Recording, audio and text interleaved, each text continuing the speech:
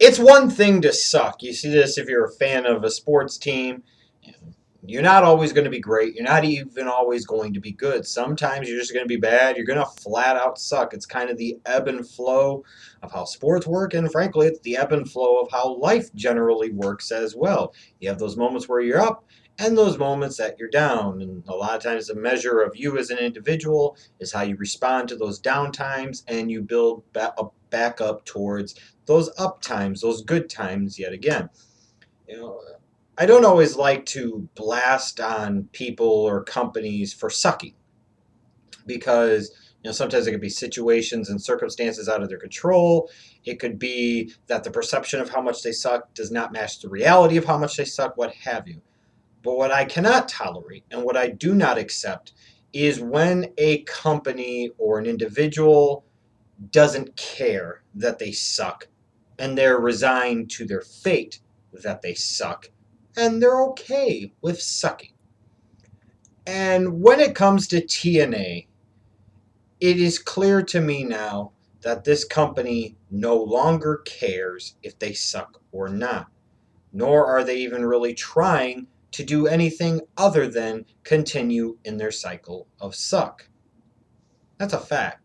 It almost seems like to me that Dixie Carter doesn't want to get rid of TNA, but she also doesn't want TNA anymore, if that makes any sense. That's the way it really seems to me. It seems like this company is resigned to their fate. It seems like this company accepts the fact that they might not even get a new television deal for 2015. They might not even exist anymore. And what makes me say something like this, what makes me level this kind of outrageous charge, look at Bound for Glory 2014 that happened this past Sunday. It validates so many of the negative things that have been said about the company both recently and over the years, period. I stopped watching TNA, I think, a couple of months ago. I couldn't take it anymore. And in part two, it was a matter of perhaps distancing myself from this company until I knew maybe that long term they were actually going to be around, that they were actually going to have a television deal, that they were still going to be some type of major wrestling promotion. Why continue to invest myself into a company that I didn't even know was going to be around long term? So it was a bit of a maybe defense mechanism, but it was also a thing of TNA, prove it to me. Prove to me that you deserve my support. You deserve me being a fan. You deserve my money. Prove it to me. Show me through your actions. Well, not surprising to me, TNA has done absolutely nothing to make me think that I need to go back to watching them, rooting for them, supporting them, being a fan of their product, giving their product money.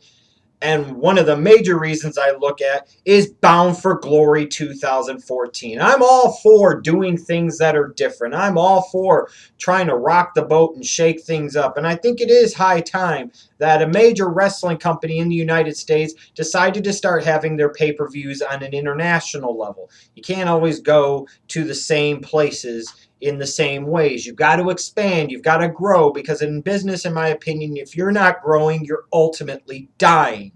That's been a big problem for TNA over the years. They've never really grown.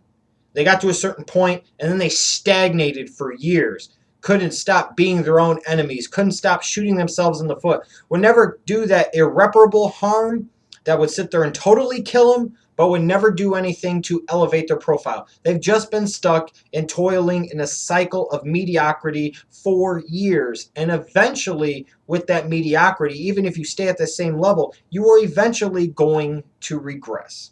And I look at this pay-per-view that they had on Sunday, and it comes across to me as one of these things that, instead of sitting there and trying to do everything they could to knock people's socks off, instead of trying to do everything that they could to say, hey, we still matter, we're important, we deserve your support, we are the anti-WWE, they sat there and made a half-ass, completely half-ass, haphazard, lazy-ass attempt at a pay-per-view on Sunday.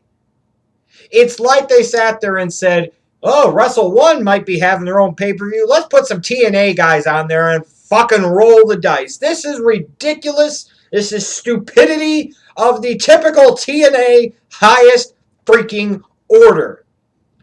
Think about this for a second. Bound for Glory is not just supposed to be some ham and egger show for this company. This is supposed to be the seminal event, the biggest, most important show of the entire year. And this company clearly, in the build-up to it, didn't give a fuck about it. They didn't give a fuck if they sucked. And that's the truth of the matter. When you look at the fucking match card, you've got matches like, let me look at this. You've got Manic versus Minoru Tanaka. You've got EC3 versus Ryota Hama. You've got MVP versus Sakamoto. Yes, Tensai's bitch Sakamoto from WWE. You've got a Wrestle One feature match, where it was a tag match featuring nothing but Wrestle One talents. Leave it to TNA at their biggest show of the year, what is supposed to be their biggest, most important show of the year, to align themselves not with a real legitimate Japanese federation, like what do you have? New Japan, isn't there like All Japan and fuck it, I think even Noah? They align themselves with a third-rate organization like Wrestle One with a, I'm going to say it, a third-rate legend and wrestling promoter in mind like the Great Muta. Now, what did they do? They delivered a third-rate show at a time where they needed to deliver a state-of-the-art, first-rate wrestling show, period. All the people that always want to sit there and defend TNA, and all the people that want to sit there and use that, WWE does this, they do Muppets, and you do all this stupid crap. Yeah, that is true. Every wrestling company throughout history has done an astounding amount of stupid shit, and there is no question, and I hammer on them all the time, that the WWE does more stupid shit than even a TNA.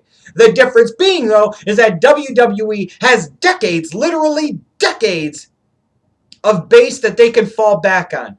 The WWE has bought themselves a tremendous amount of margin of error, even if that margin of error is slowly dwindling at a largely rapidly increasing rate, especially compared to what the WWE thinks it is.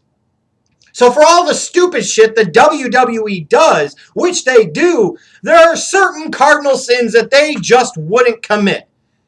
Imagine WrestleMania, where you don't have the WWE Championship belt defended on the show, and the damn champion doesn't even appear on the damn show.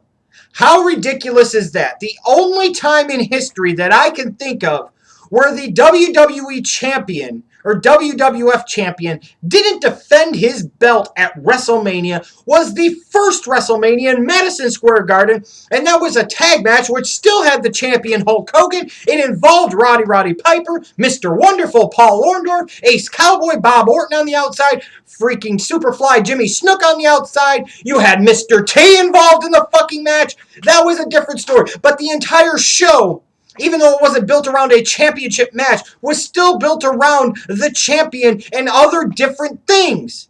But every other year, either the main event or one of the primary featured attractions that WrestleMania is built solely on the back of is the WWE Championship. It's that fucking world title.